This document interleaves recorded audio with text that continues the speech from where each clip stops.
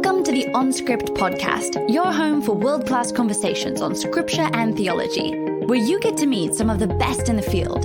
Visit us at onscript.study. Say hello on Twitter at OnScript Podcast and stop by our Facebook page at facebook.com/OnScript. Hey everyone, welcome back to the Biblical World Podcast. This is Matt Lynch coming to you from Regent College in Vancouver. We have a very special announcement and episode here.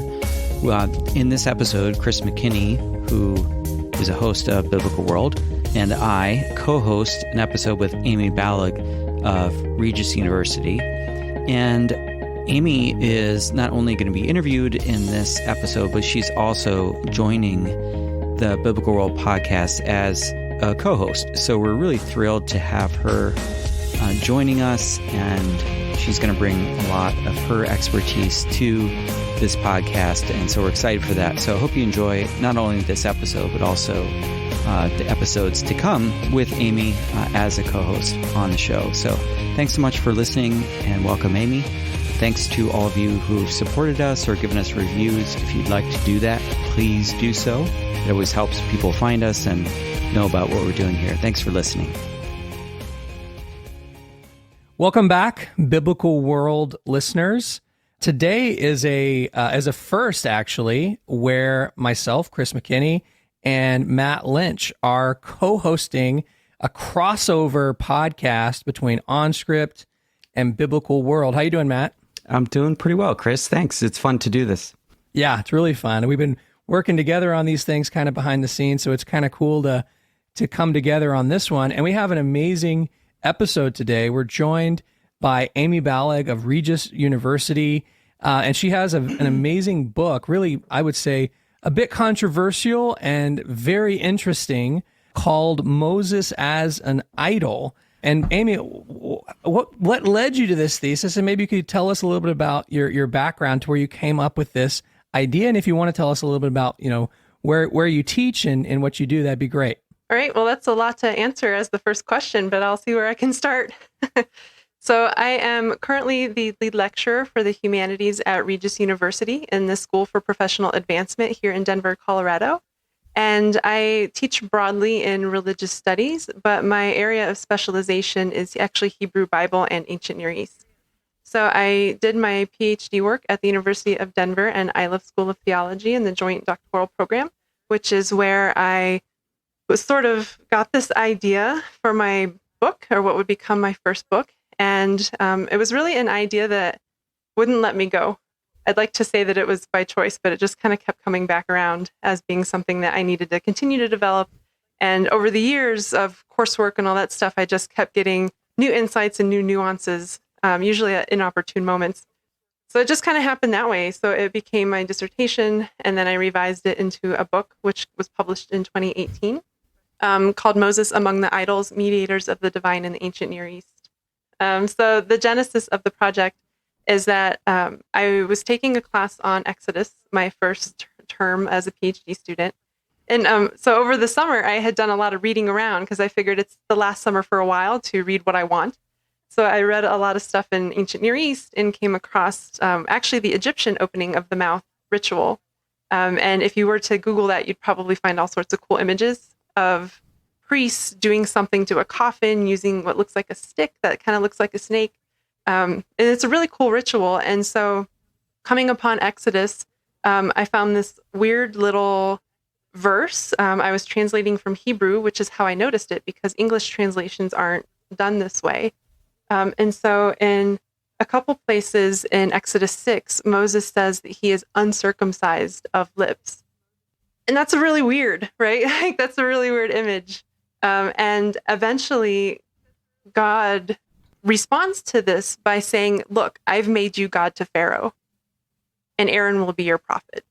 And in the history of interpretation, everybody just kind of skims past that and doesn't really answer what in the world that means. And so I wanted to answer that because it bothered me.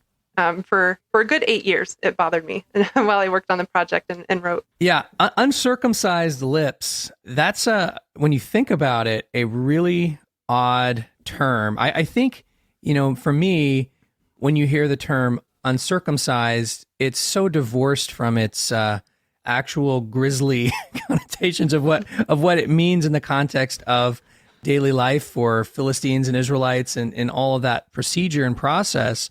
But because it's been so, made a metaphor as we have in the Hebrew Bible, that you kind of just read past it. But you're right. That is an odd description for Moses. I hadn't really thought about that much. Yeah, and it really is. If you look at the biblical usage of the term, it really is derogatory. And it's usually used against people who are actively working against the Abrahamic covenant. So the idea of the people of Abraham having their own land, being successful in terms of, the being fruitful and multiply piece. So what I think he's doing is calling attention to the fact that he is not only not effective at what he's being called to do, but he's actually causing damage. And both of these occurrences happen after the bricks without straw episode.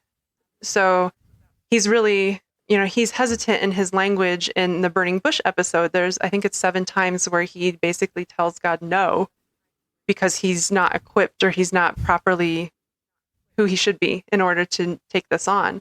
And then you have the bricks without straw, which is kind of evidence of Moses's case, right? Because it makes things so much worse for everybody. And so he ups his language and he says, look, he uses a derogatory term on himself, right? I'm completely invalid here. I'm completely working against what it is you hope for these people. Well, that narrative sequence for you is really important in your study. And it's something I hadn't really fully thought through before. So you have the burning bush episode where Moses encounters God, angel, the Malach Adonai at the bush. Right. And he's given this promise of divine presence there. And he goes back, as you said, to the people. He goes before Pharaoh. That doesn't go so hot. And then the oppression is intensified after that. Right. And then he goes back and he gets, what in standard interpretations is just a sort of reassurance. Yeah, I'm with you in this. So that's how I typically read it. And you have an alternative reading. So maybe unpack a little bit, like when he goes back to God and talks with him, that second dialogue, what's at stake there? Yeah, so that second dialogue in Exodus 6, I know exactly what you said, and people generally think of it as a reassurance of what happened at the burning bush. But what I end up arguing in one of my chapters is that the burning bush is actually insignificant for the change that Moses needs to undergo, and that Moses knows that. But Yahweh is sort of a little bit hesitant to do what needs to be done for whatever reason, right? I mean, we aren't given much reasons of God's activities in Exodus, but in chapter 6, it really is, God tries to reassure Moses, and Moses says, no, this isn't going to work no matter what you say, right? There's something that needs to be done to me as a person, as a leader, in order for this to work. And then you get this odd break, because all of a sudden, the editor puts in the genealogy of Moses. And it's actually one of the more robust genealogies we have, because it's not just his line, it's his extended family as well. So Right. There's a lot of care given all of a sudden to who this guy is biologically. And that actually, I think, works toward probably something I'm sure we'll talk about soon, is that I think this is construing what happens in 7:1 when God says, look, I've made you God to Pharaoh, as a rebirth of sorts. Because you would expect to find a genealogy somewhere in chapter 2 where Moses is actually born. Yeah, I thought that was a really helpful narrative insight there. I'm wondering if we could step back from the narrative of Exodus now. So the idea of needing to be reborn, to have his lips circumcised. In your book, you're hearing these against the backdrop of certain Mesopotamian rituals and Egyptian rituals as well. So maybe if we could shift gears to talk about those rituals that you're reading in the background. Do you want to just introduce listeners to some of the important rituals that you're hearing echoing in the background of this story? Absolutely. So as I mentioned, I initially got the idea for this comparison by looking at Egyptian materials and learning about the Egyptian opening of the mouth ceremony. And I ultimately decided in the book to not focus on that, but to kind of give a nod to it, that a future person, perhaps even myself, could also compare Moses to that ritual. And I decided to go in the direction of the Mesopotamian ritual for a couple different reasons. But the Egyptian ritual is performed on the deceased. So usually elite people in later periods, it became a bit more popular. But this was basically to enable the deceased to be able to eat, drink, commune with the gods in the afterlife. So even though I found the imagery to be similar, I didn't really find the context to have much overlap because Moses isn't deceased, right? He's like in the book, he's an alive person, and it serves a certain function. Like it's not just for him to have a nice afterlife. It's very much concerned about his life in the real world. So the best analogy that I found was the Babylonian opening of the mouth and purification of the mouth ritual, which is performed on what we would call idols. So these, I of course needed to know in a lot more depth in order to make that comparison. So I got incredibly familiar with the rituals surrounding how an idol becomes an idol and the language that's used to describe them and to really call the divine presence into what we would consider a physical object. And you'll probably notice that I'm using the language we consider a lot because from an ancient Mesopotamian perspective, a divine statue, an idol, is never actually just an object. It's always imbued with divinity from the time it's wood in a tree. So there's never a time where it's not a god. And so it's a very different framework than we're used to because in the West, we've inherited the Bible's anti-idol rhetoric. I know, Matt, you work in Isaiah, and there's a lot there about the idols being just like stupid fabrications, right? They're just nothing, right? They're just a knick-knack, basically, that people give too much credit for. But I don't think that's how idols were conceived at all. It's a misunderstanding and at worst a misrepresentation of what they were. So I think I really needed to, and I spend half the book really unpacking what an idol is and how it functions, because only then can you understand what the biblical authors are trying to do with Moses and representing him that way. So it's really interesting to me to think about this concept of an idol. And, you know, this is an area that I think is hard for us. You kind of alluded to that, Amy, at being in the West and living with the weight of paganism and it's bad and idols are wrong and evil. And again, I hope people aren't thinking I'm a heretic here. That's clearly what the Bible does indicate and say. But the problem that I think you're alluding to is we don't even know really what an idol is from a biblical perspective or from an ancient Near Eastern perspective. And maybe it means sort of different things in different places like Egypt and Mesopotamia and Canaan, and may change a bit over time. And so you have to kind of understand what it is and then what the Bible is kind of responding to really get that nuance. And then there's a bigger thing where, and I just coming at it from, the inkling perspective, that really the big problem in our age isn't really idols and paganism. It's more of secular humanism.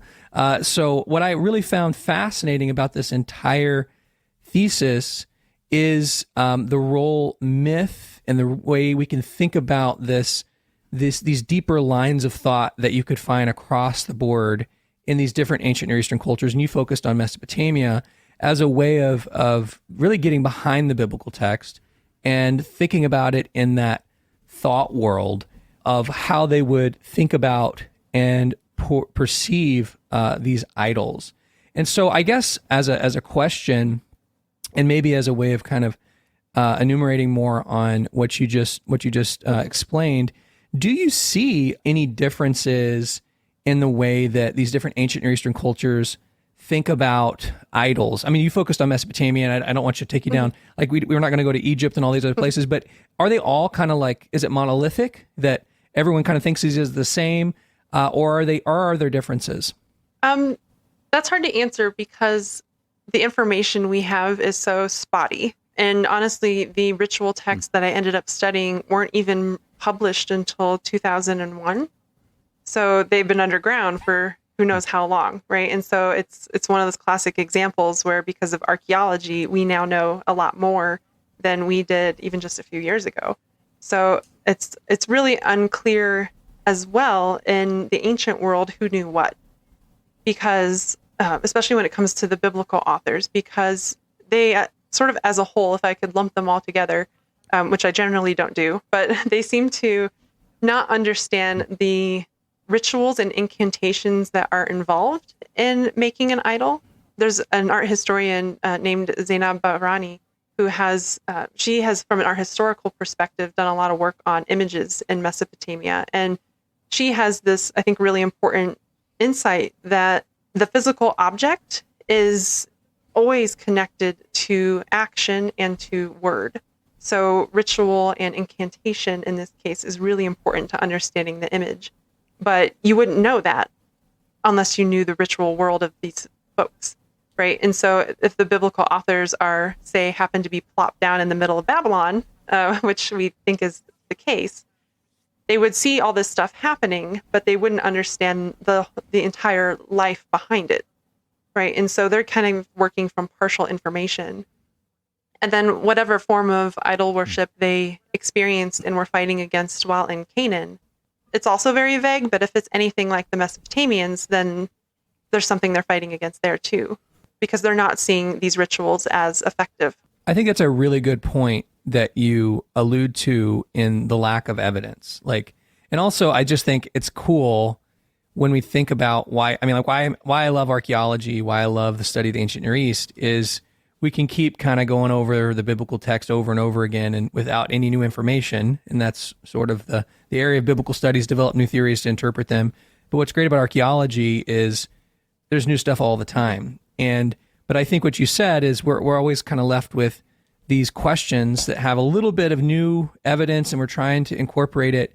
And in Mesopotamia, thankfully, we do have some texts, but we don't have hardly anything in Canaan, either from the Middle Bronze, Late Bronze, or even really the Iron Age, that lets us know about what Canaanite religion and cult would have been within Canaan itself. Now, of course, we have Ugarit, which is on the sort of northern edge of this reality.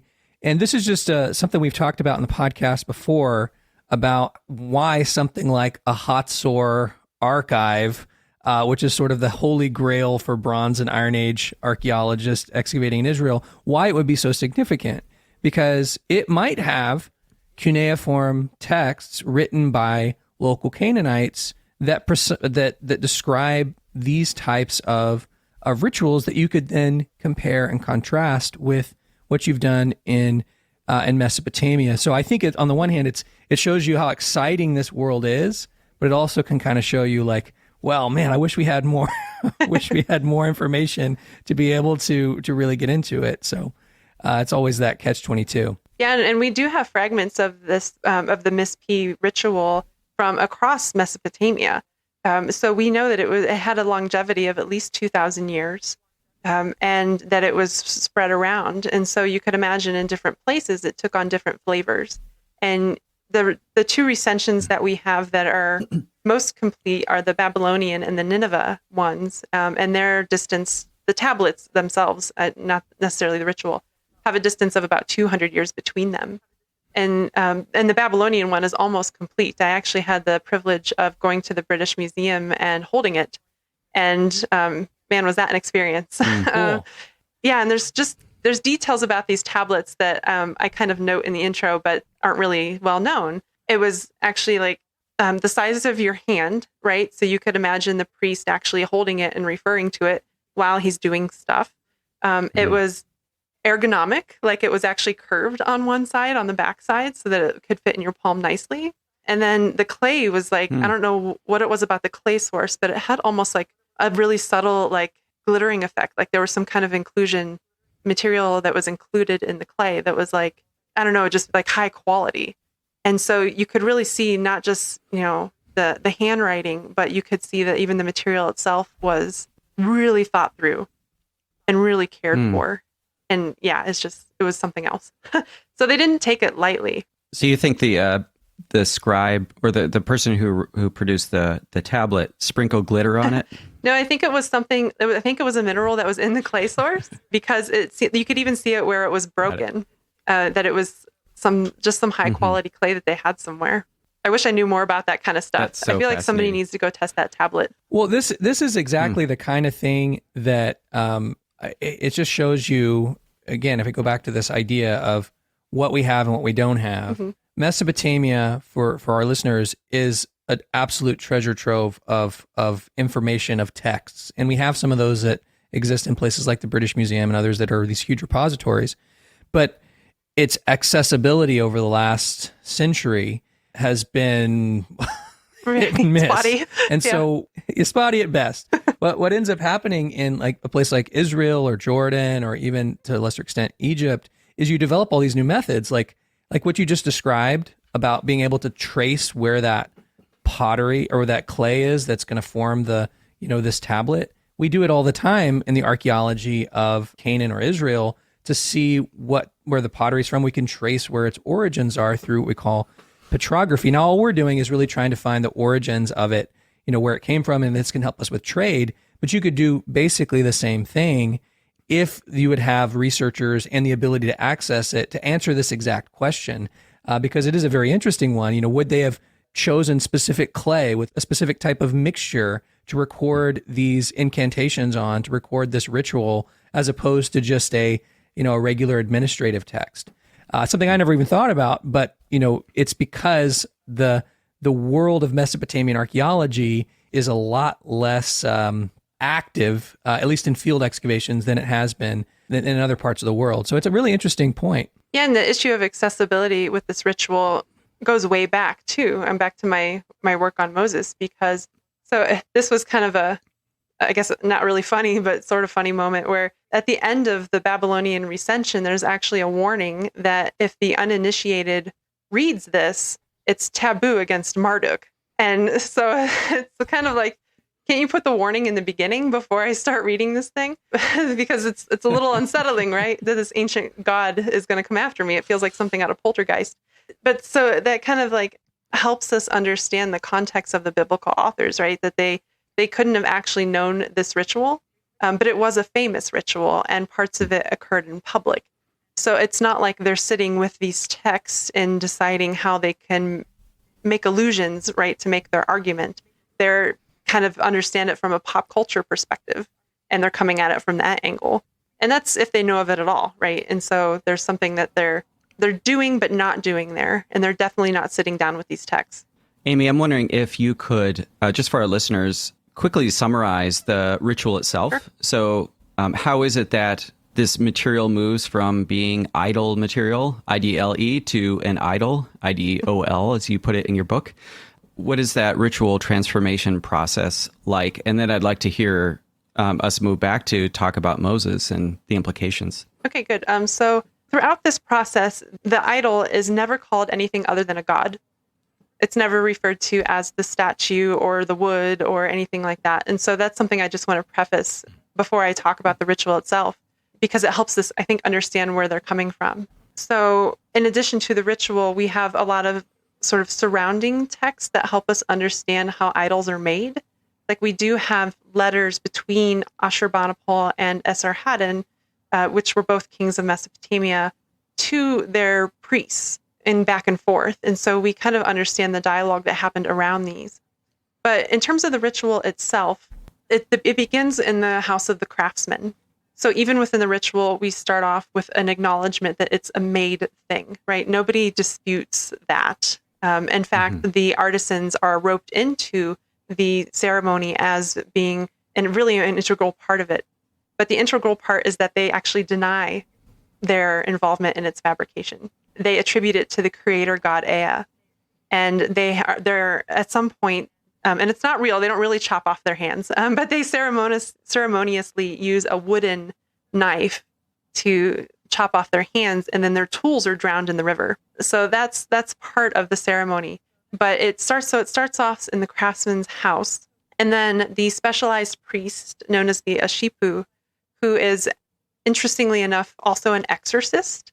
And I don't really know what to make of that fact yet. That's something that's still lingering in my brain, of how the exorcist also does the idol work, but that's how it is. And so he's the specially trained priest of a certain class that then takes it from the craftsman shop and parades it through town into the garden of, in this case, Marduk. So this is the idol of Marduk that's being initiated.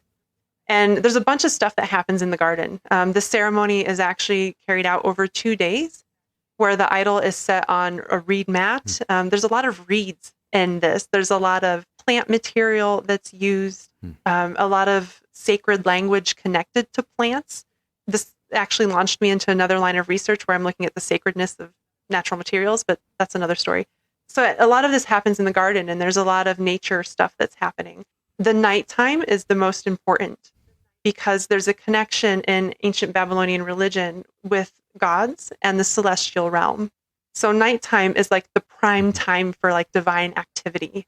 And so this is where a lot of what we would consider like almost magic happens. Like the idol's mouth is washed regularly, repeatedly. I don't remember how many times. But I mean, it's a good like dozen times at least that the idol's mouth is washed. And then eventually it's paraded into the actual temple where it's going to reside.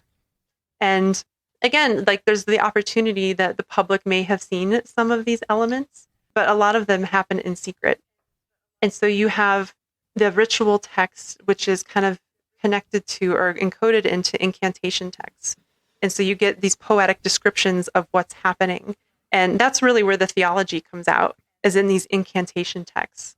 And thankfully we have some of them, or at least fragments of some of them, but you really see the rationale there and what's happening on a cosmic level as the officiant really calls the divine into the moment to initiate the statue into its service. And then it's eventually set up in its temple where then it's taken care of for the rest of its life in a certain way. I have just a side question here, and then I would definitely like to go back to see how this connects with Moses. In Egypt, you know, when you have these idols, there's a similar process of clothing and being cared for, but they also will regularly go on parade, you know, which is why we have the solar barks and all these other elements that are carrying them around. And some have pointed to, you know, some similarities between this and the Ark of the Covenant and things along those lines. Just as for my own benefit, once idols were placed in Mesopotamian temples, did they move around other than being stolen by some invader? Was that part of their religious process, or were they just static? You know, they actually do travel. Interestingly enough, we have letters, and again, in those letters back and forth, we do have letters that say this idol is going to be in this place at a certain time. And there's actually a letter, I forget who it's between, but where there's a scheduling conflict. There's a ritual that the king is supposed to do for the idol on that day, and the priest has to write him and say, "Oh, I'm sorry, it's out of town," because it is. And that's where, you know, there's an interface between the exiles, the exilic Judean community, and the ritual where Marduk is paraded around town. So he does really go on parade, and part of that ritual is going out to what's basically his summer home and having a party with all of the local gods, where they're coming in from, you know, other cities in Mesopotamia, and they basically meet to decide the fate of the lands for the next year, and then they go back home. But yeah, behind all of this stuff, you start to see the human activity, right? Because obviously to us, right, the statue isn't doing it. It's his entourage of humans that are meeting, right? And so you start to see like this isn't a magical thing, like it's a religious political thing that's happening. Right. And so this one that I think you're mentioning, this is the Exod festival. I think I got, that's the one that's in Babylon, right? Yeah. And so, and this is the time they recite the Enuma Elish. So this is what you're saying is this experience of seeing that, kind of understanding it, and I'm talking about from the Judahite now becoming Judean perspective. It's sort of like sinking into a pop cultural element of their brain, and they're seeing this as something that's different, and yet they're attaching something to how they're going to retell the story in the story of the Exodus and the story of Moses, and how they're bringing that element in to perhaps already an existing story. Would that be a way of characterizing it correctly?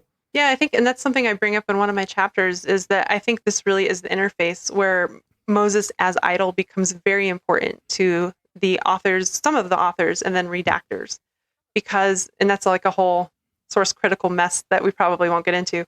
But I think that's an important historical moment, and whether or not authors are making this argument in different time periods is maybe something that actually happened, right? Like, I don't think the argument that I make is limited to the Babylonian exile, but I do think that is a prime moment where that argument could be made, right?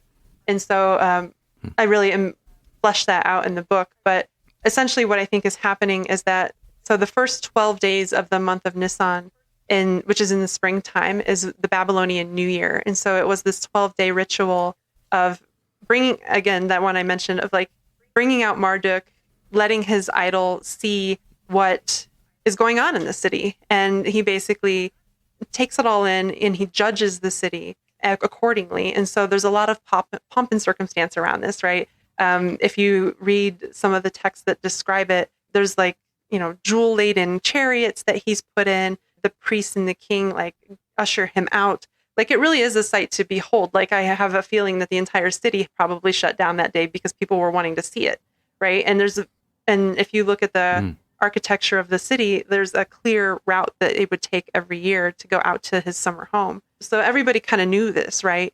But you can imagine if you are new to this and you're just seeing it and you don't know all of the other stuff that happened behind the scenes, you'd be skeptical, right, about this thing. And so I think that's what's happening. And then after this festival ends, 2 days later, on the 14th of Nisan, is when Passover begins. So commemorating Moses and the exodus from Egypt. And I don't think that's a coincidence. Doesn't seem like one. No, something tells me. So Amy, talk about this transformation that Moses undergoes and how you're reading that. So in Exodus 4:10, he's described as heavy of lips, which is a curious phrase. And as you point out, and then also he's uncircumcised of lips in chapter 6, verses, I think, 12 and 30. And then God does something to him, presumably. So what is the transformation that's happening and what's the significance of that? Yeah, I had to wrestle with that for a while because we have so much about the Mesopotamian mechanism for an idol becoming an idol, but we have zero here in Exodus. And I really think that the concern isn't how God does it, but that he does it. It's not how Moses' status changed, it's that it actually does. And it's no light thing for him to become God to Pharaoh, because Pharaoh is the God king. Like, he is God in the land. And so to just be made more than that is exactly what Moses needs at this moment, because he's not succeeding. And so I think what's happening is with the language of the mouth is that Moses is kind of like building his metaphors in a way. So one of the things I had to break down was the idea that he's referring to something literal, because there's been a couple strains of tradition around this, one being that he has some kind of physical disability, like maybe he stutters. That's a big one. Or there's just something wrong where there's something like physically wrong with his mouth, right? Another one is that he has been in Midian for too long and he's kind of forgotten his languages. So he doesn't actively know his Egyptian or know his Hebrew to be able to even talk to people, which doesn't seem entirely realistic given that he talks. He does talk, right? And then the third was that he's just not eloquent. So people are kind of seeing oh, well, these are metaphors for those kinds of things. There's been some work done with even looking at Mesopotamian medical texts to try to say that, he was disabled somehow or had some kind of illness. But I think it's just missing the metaphor, honestly. And I did all the linguistic work of breaking that stuff down in the book, so I won't go into it here. And then the uncircumcised stuff just really tells me that there's, again, something that he's feeling that is a legitimate lack. This isn't just him saying oh, I can't do it, I'm nervous, right? This is something that he really sees as a lack. So we kind of behold in 7:1, Yahweh addresses that when he says, see, I have made you God to Pharaoh, and Aaron, your brother, will be your prophet. And then there's a couple more verses where they're sort of talking through this mission again. And then the very next thing that happens is the 10 plagues. And so it's very clear we go from bricks without straw, right, where Moses is completely powerless, and actually quite the opposite. He's actually causing damage here. And then we have this interlude in chapter 6. And then in chapter 7, it's bam, he is the most effective thing on the planet. He is outdoing Pharaoh at every turn. Pharaoh is really, at the end, just a broken person, even if for only a minute, right? Because he's quickly gets back up and gets nasty again. But he becomes that God to Pharaoh. Could I ask you a question? I think this is really interesting. I mean, obviously, anyone reading the text can see a difference between the beginning of Exodus 6, like in Moses's ability, and then starting Exodus 7, he's Superman. And then Aaron kind of sloughs off even in the narrative, where Aaron's not even referred to anymore after that whole deal. So I think it's the question. I think ultimately your book is answering the question why that is, and the answer you point to is Exodus 6 and the beginning of Exodus 7, and I think it's a really interesting thesis. Just a couple like comments about like the supernatural / spiritual realm here, because you alluded to seeing Pharaoh as a divine being. And of course, that's part of Egyptian, theology. And of course, that's part of, I would assume, the Mesopotamians would have understood that as well. And of course, Israel would have understand Pharaoh as the, the divine incarnate Horus while he's alive. Are you assuming that we should read that into the text? And if so, in other words, that the biblical author is wanting us to know that, does that mean that an uncircumcised lips gives Aaron and Moses, additional ability to then actually carry out the miracles, the signs of serpents that eat the other serpents through Aaron's staff? Is that the? And I'll let you answer, but this sort of really makes sense because they were given that ability before. They don't use it, and then here in Exodus 7, now they're using it. Now they're more powerful, and it's sort of like Moses and Pharaoh are now on the same level. Would you say that that's kind of what you're going? Because a lot of people are like, okay, how are they even able to do this? I'm talking about the Egyptian magicians. Who's giving them that power? Is kind of what's like lying behind the scenes. Do you think this helps answer that question? I think so, and I think it's worth noting that all of the ancient Near Eastern cultures, it's really important for their leaders to be considered either divine or to have divine-like qualities. And you see that consistently in Egypt, where Pharaoh is a god. In Mesopotamia, it depends on the period. Sometimes the king is God. Sometimes he just has godlike attributes. And then even like later in Greco-Roman stuff, you see that as well. So it would be odd for Moses to not have godlike attributes in the ancient world. So that really is important here in terms of the background. But I think to say that he's not just God equal to Pharaoh, he's God of Pharaoh, is to say like he's above this. And then of course that immediately is enacted in the text. So there's just a lot going on here in the background. And I think as a modern audience, we really lose that because we don't live these lives, right? We don't live in a, some people might think our leaders are God, but we don't generally hold that theological viewpoint, right? So, but yeah, there is a lot going on. There's a definite hierarchy that is being created here that we might miss. And actually, some English translations here don't say that he's God to Pharaoh. Some say that he is like God to Pharaoh. Yeah. That's what I was just going to jump in with, because I'm looking at ESV, like God, in the NIV, or NET, like God, NIV, like God, NRSV, like God, in the Tanakh, in the role of God. So I guess which is a bit stronger, closer to it, but it's just Elohim. Right. It's not Kit Elohim or something and there like is that. An earlier verse, I don't remember where it is at the moment, where it does say like God, but that's dropped here where it's actually effective, right? And so that is a difference. And then you'd see it in the Septuagint is really uncomfortable about this. So it wants Moses to be divine, but not at the same time. And so that was actually a spinoff article that I did, was how the Septuagint handles this, because it really is like its own creature when it comes to how it deals with the problem of Moses's mouth. But this problem of his mouth is always uncomfortable for interpreters. And I don't want to be so pompous as to say that I solved it once and for all, however many thousand years later. But I hope I at least contributed to the conversation, right, by opening a new possibility. Yeah.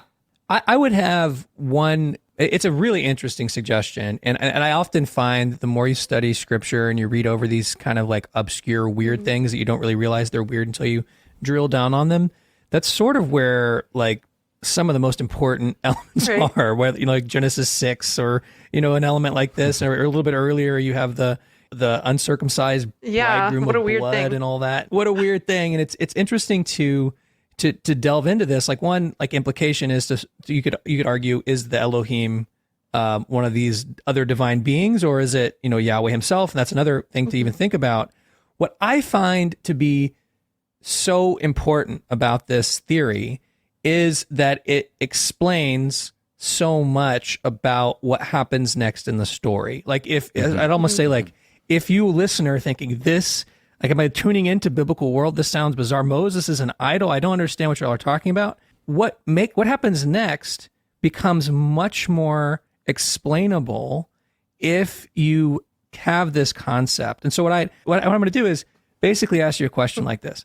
Was Michelangelo right about portraying Moses with horns? If you've been to and seen his famous statue of Moses, he clearly has a couple of horns sticking up. So can you push us forward as we, in this podcast, push us forward into how this concept of Moses as an idol makes a good deal of sense of the golden calf episode and things that we have later on in the narrative? Yeah, so that was one of the reasons why this project wouldn't leave me alone, right? Because once I saw this happening in Exodus 6 and 7, I started seeing it everywhere as a way to help explain some of the oddities about Moses' existence.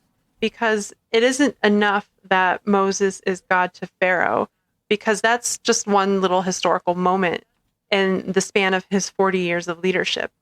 What this really works toward is life in the tabernacle. So it's for the last 38 years or so of his life, that's actually where he ministers. And so his initiation into this idol-like status is really with that in mind, because he is the mediator between divinity and humanity. And that's something about idols that people don't really realize. The actual idol, yes, it's divine and it's a god on its own, but there's a whole mystical metaphysics there that is, even in Babylonian thought, hard to understand, and on purpose, right? And so you kind of have that put onto Moses as well, where he's this mysterious figure that kind of bounces back and forth between realms, and he's never really home in either.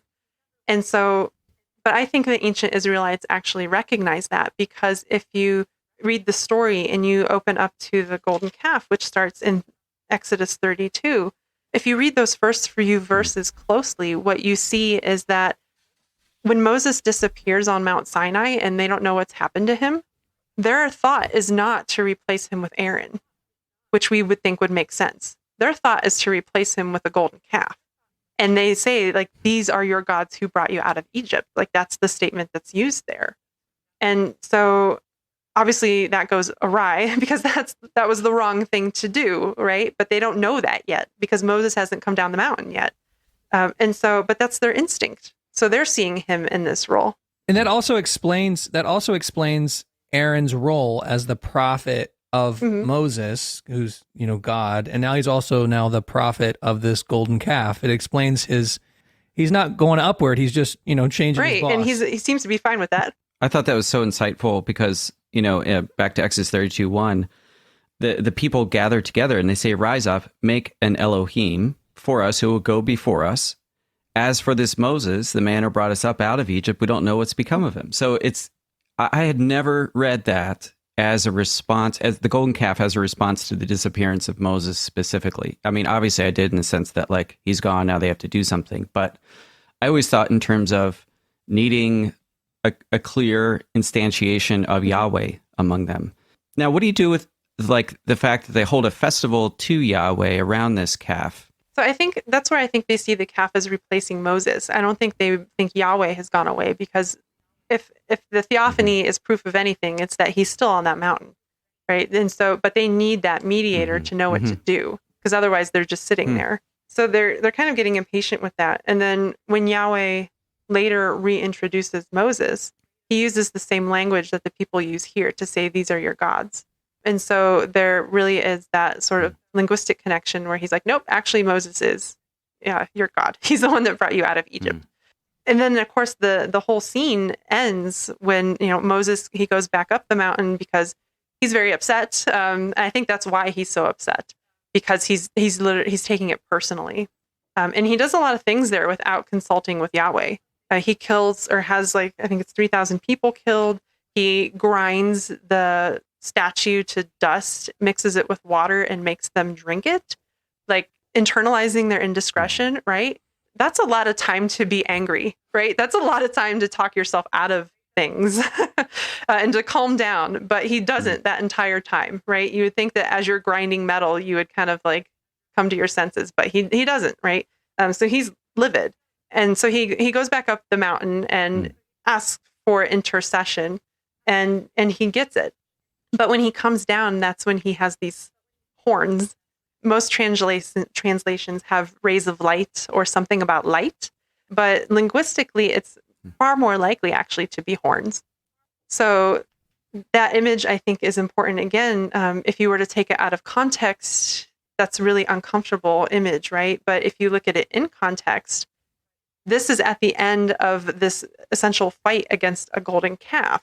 And what you have is Moses coming down as a kind of mature bull of a man, right? With all of the oddness that comes with that, Amir bull. Right? And so there's a lot going on with bull imagery here in the entire story. And bull imagery is incredibly important in the ancient world. We know this, archaeologically. We know it textually. It's probably the most used image for a divine male figure, and so it's no wonder that would happen, right? But there is some ambiguity. There is some room for it to be like light or rays of light. But the word used there, Karen, is in its dual form. So it's like it's either two horns or it's like two lights, right? And you do see this interpreted both ways artistically throughout history. So there's an ambiguity there as well. And kind of like all three options work in comparison to like ancient Near Eastern art, because that's just, they all kind of work together as symbols. Yeah, I would say like if you're thinking about this from like your initial thesis, if we're just following you all the way through, I think a good point of comparison is when you're reading in the book of Daniel and you read about, various beasts coming out of the sea with horns. People may be thinking of like rhinoceroses and things like that. It's clearly Mesopotamian, the halo horn that has, 2 or 3 levels of crown with horns attached to it, which is of course tied to the bull, but the multiplication of these horns shows their power and strength, and that's what Daniel's alluding to. But if your thesis is right, you could even bring that in as part of the concept of an idol is representation of Marduk, or these other entities in Mesopotamia are going to have this type of halo crown, and so maybe again, it's not physical in the sense that it's etched onto his head, or maybe it is like Michelangelo did, but it's that concept that you see, as you pointed out, you can see cross-culturally throughout the ancient Near East. And it's, I'm just visualizing in my head and how the original author wanted us to visualize that.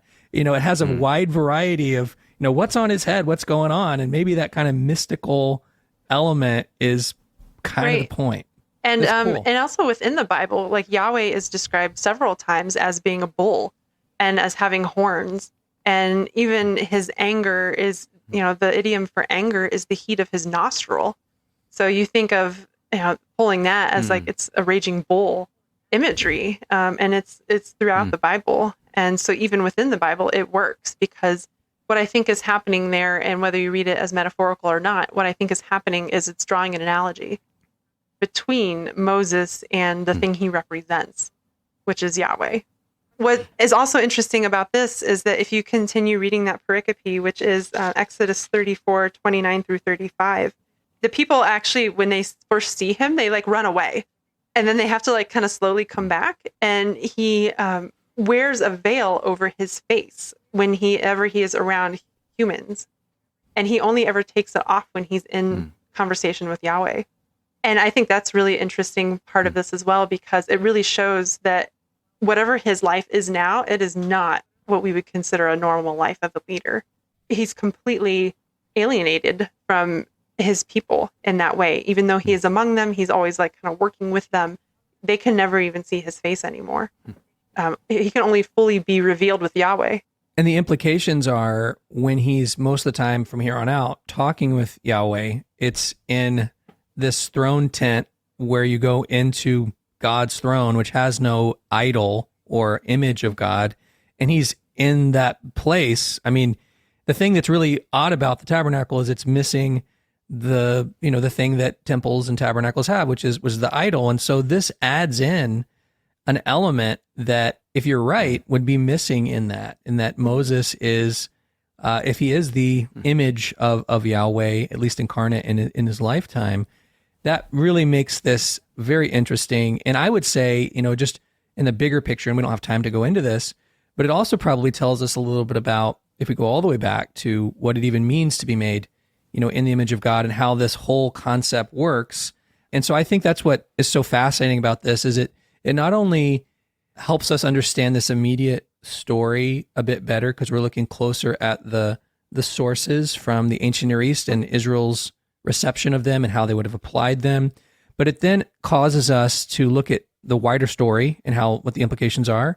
And then even beyond that, to look at a text which is probably incorporated at the same time in Genesis, to see, okay, if this is true, what does this say about male and female humanity made in the image of God and in kind of a similar environment? So I just find this to be such an interesting thesis that shouldn't go away. It's something we should pay close attention to and look at closely. Matt, you had something to say. I didn't mean to interrupt you. Yeah, I was thinking, like, some people are going to hear this and think, oh my goodness, Moses is a god in this story. What does that do is that like a threat to Yahweh's supremacy? How do you see the coordination of the story's claims about Yahweh and Yahweh's supremacy? And now we've got another Elohim in the picture. Well, that's a lot right there. So I'll try to address some of the things that you guys asked. So I do think that ultimately this whole idol business, again, is looking forward to the tabernacle. And exactly what you brought up, Chris, that the tabernacle and then later the temple is an idol-less place. And so I think what Moses is doing here and he's functioning that way. And what I mean by that is that, well, first of all, there are indications in Exodus, Leviticus, and Numbers that he goes into the Holy of Holies, and that's where he converses with Yahweh. So you think that's where an idol would normally be. It's not there in the tabernacle or temple. And so Moses is effectively going in and being that. And that's a difference as well, because there isn't a heavy ritual around him that we know of. He is human, right? And so he eventually dies, which means that this is a temporary thing that is happening with Moses. And that the revelation or whatever he receives from Yahweh in those exchanges, that's it, right? Like, that's not going to happen again. And so that is very important, that he is the right kind of entity to be doing this. And so I think that ultimately is where the analogy is really helpful, because if you understand the daily life of idols, that is precisely what they're doing. There is a huge importance on the divine word. That being said, the idol and the deity are always considered kind of one and the same. So the best analogy I've thought of for thinking about idols is that it's kind of like a satellite system, right? So you have like the deities all over the place, right? But they're all connected through, I don't know, waves or whatever that science is. But the idol is kind of the receptor on Earth. And so it is very much very much a deity, but it is not like the only manifestation of that deity. It is part of that deity, like an extension maybe. So if we think of Moses as an Elohim or as Elohim, that doesn't mean he's in competition with Yahweh. That actually means that he's the satellite for Yahweh, right? And so he's taking Yahweh's signal, essentially translating it, doing whatever satellites do, and kind of bouncing it back to the human community. And he's treated as an odd fellow because of that, right? And to kind of go where Chris asked about Genesis and being made in the image of God, I know there's something he's asking there that he's not telling you. So there's language in Genesis 1 when it talks about when Yahweh says, "Let us make man in our image, in our likeness." Those are both terms that are related to Mesopotamian terms related to idols and images of divine things. And I actually have a forthcoming essay on how idols help us understand that passage. And there's a related book that I've yet to dive into. But I think we're essentially, we'll save it for later. But essentially, I think the gist is that in Genesis 1, we're all basically supposed to be kind of like Moses. We're supposed to be mediators between the divine and the rest of the planet. So that can send into ecological stuff that we don't have time to talk through now. But you can see where I'm going into ecology with new projects. Yeah, I can see where you're going. So I took it all the way back to the beginning. And then I think, though, if we take this even further beyond, and I know we're running up against time here, but the death of Moses, like, the mystery surrounding his own death, the hiding of his body, the implication that that he wasn't decayed over when he's 120, or even the fact that when he strikes a rock, it works, and even when he strikes a rock, when he's told not to, it still works. The water flows out. It shows like the impulsiveness of, he's prepared in a way that works with Yahweh as the his image bearer, as his idol, but he still has his own will. And so I just think, like, even though you mentioned earlier, like, the Septuagint does not feel comfortable and maybe wouldn't have had the same interpretation, still, though, some of these things make it through into Second Temple interpretation, that we have similar characters like Moses and Elijah appearing at Transfiguration who had similar experiences. One is, the chariot of Israel, who has, is the bearer of Yahweh's power, and the other. So it's just very interesting. And that's why it makes me really excited for how this can work with explaining some of these more obscure elements in the story, but also seeing that even though they may not have understood, like, if the Jews who are in Mesopotamia didn't understand the Marduk ritual, and yet they brought it over and explained Moses in this way, how the power of that explanation affected the way we read the story. But also, even though they didn't maybe understand what the horns were, it still affected how the story was told, but also received in ways that still make pretty good sense, because it gets translated all the way into something like the Transfiguration with Jesus. So anyway, I'm mainly reflecting on how inserting your really interesting, cool thesis can impact, like, this big character. I mean, Moses. It's in the Old Testament. It's hard to get bigger than that.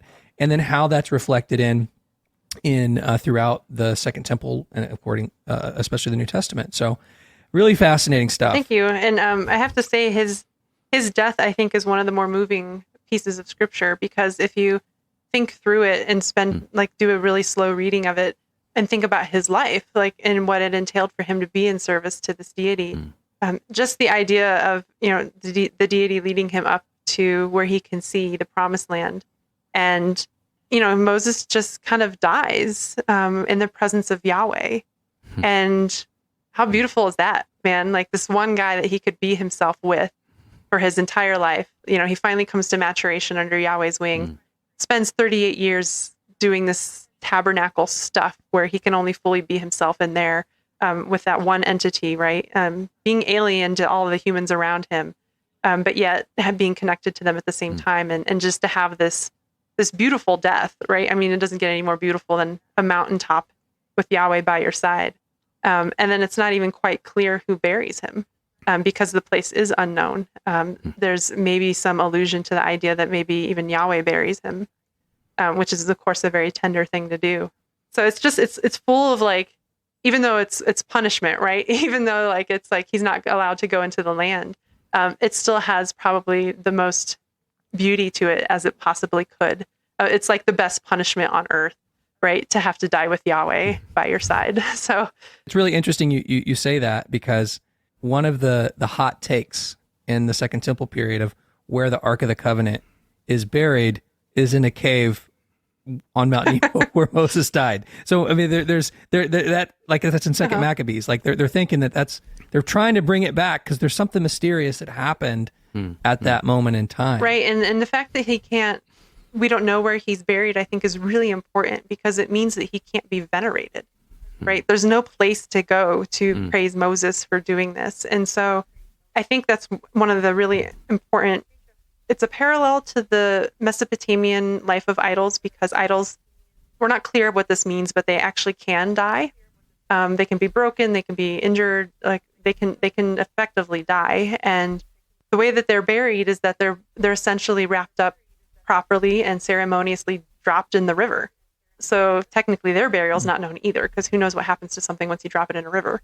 And so there's a parallel there, but I think it's also an important difference, just that, as you mentioned, Moses has free will. He is completely and utterly human this entire time. He does things that are horrible, honestly. He does things that are beyond belief, and he uses words, right? Like there's no need for an interpreter, at least as far as we know, because Aaron kind of fizzles out. He's very human, and that is also emphasized in the text. And so as much as I talk about him as idol, at the very end, I kind of try to bring that back home, that there are important differences, right? And I think that has a lot to do with the messages that he receives. I think it's really important to keep in mind that the result of Moses' life in terms of tradition are the words that he gave, right? And that eventually get encoded.